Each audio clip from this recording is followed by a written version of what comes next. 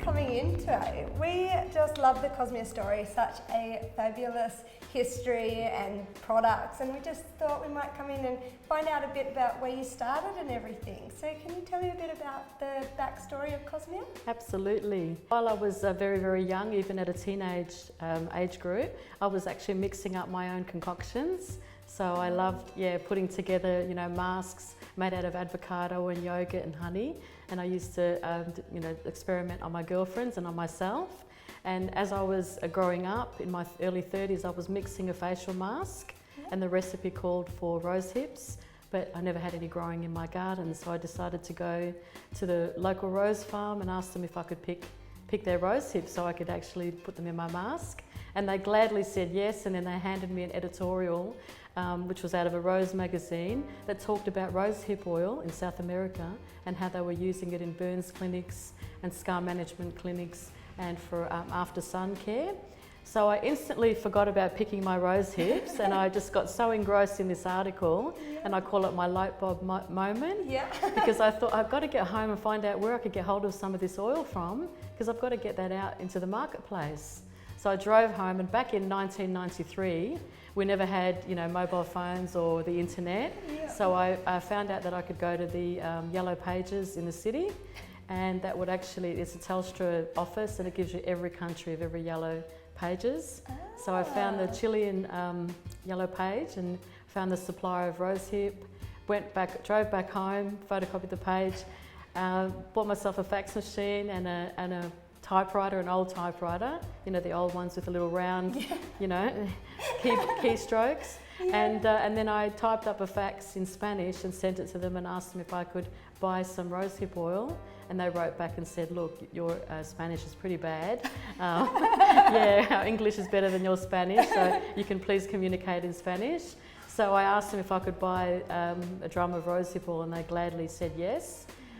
But it was a lot of money back then, and I convinced my husband to sell the family car and swap it for a drum of rosehip oil. All from an article you All read? from an article out of a rose farm. That's a good light bulb moment. It is, very much so. And I guess for myself, being a mum of 3 and my youngest was a year and a half old, I didn't really have marketing experience, but what I did have was passion and belief that this rosehip oil will work, and I've got to get it in the hands of every consumer. So that was the exciting part. When you got the drum, had you not even tried the product itself yet? No, I just believed that it was going to be good.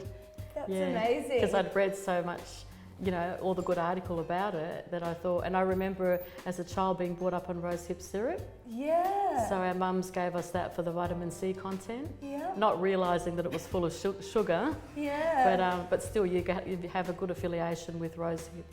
So you got the drum home. What next? How did you get it out there? Good question, Yelena. Yeah, we actually, after we bottled it and designed the label, and when had all the packaging done, basically I bought myself an old bomb and got myself a beautiful suit and went out cold selling into the health food stores. They were my first test to market. And when I walked into the health food store, I gave the owner a free bottle of rosehip oil, because I knew that if he or she used it, they would get fantastic results instantly, and then they would be my spokesperson of selling the product, in the store, which is what actually happened. So health food stores were the first port of call, and then followed by pharmacies. And so were you the first rosehip oil in Australia? Yes, we are. We're the first rosehip oil, 1993, and then we had obviously other brands bring out rosehip oil. And was it an overnight success? Like, did you you got it out there, and then what happened next? So it was an overnight success because it was a product that instantly worked. So within a week of somebody using our rosehip oil, they got results, and they were getting comments on their skin, how beautiful their skin looked, and what they were doing had they been on holidays. So the word spread quite quickly. And then as we actually grew, we did a little bit of advertising in the Sunday Mail. And so we got the word out there more, and then we developed the markets in other states, Victoria and Sydney and Queensland and so forth. And so I'm presuming you moved from doing it at home in the backyard with the labels and stuff. Do you Yes. start getting manufacturing out in Australia, or how did that kind of work, that process? Absolutely. We grew too big out of making it out of our kitchen, yes, and our dining table. And then we finally found a manufacturer that could bottle the product for us because we grew very, very quickly. Oh, brilliant. And are you still getting the drums sent from the original manufacturer overseas? No, because in 2001, 2002, we found a supplier of rose hips in Africa.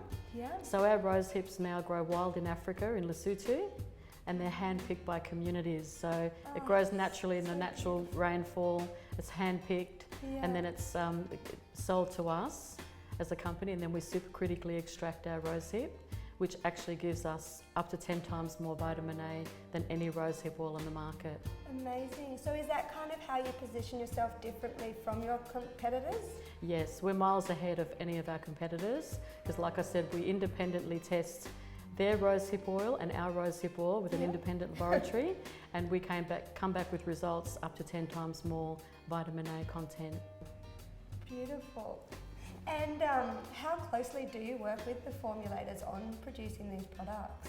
Very closely. I'm actually part of the R&D team Yeah. because that's my passion, is putting together formulas, Yeah. but not university trained, trained by the universe. Yeah. I guess. So like when you were young and doing your potions in the kitchen. Exactly. It's a little bit like cooking. You know, when you make a recipe, the first time you'll do it to the recipe, and then the second time and the third time you'll start to experiment. And that's what I do with the Kosmea formulas. And I challenge the chemists because they say to me, you know, we might as well rip up our degree because you defy all of chemistry with what you want us to put in the formula. Yeah. Yeah. But then you come out with these amazing products. Exactly so right. It's working. Yeah, absolutely. And how long does it take you from an idea to, you know, a finished product? It's usually about 12 months in the process of, you know, coming up with the idea and then working through the R&D side of it, and we end up getting a prototype up to about 23, 24 before we actually get it right.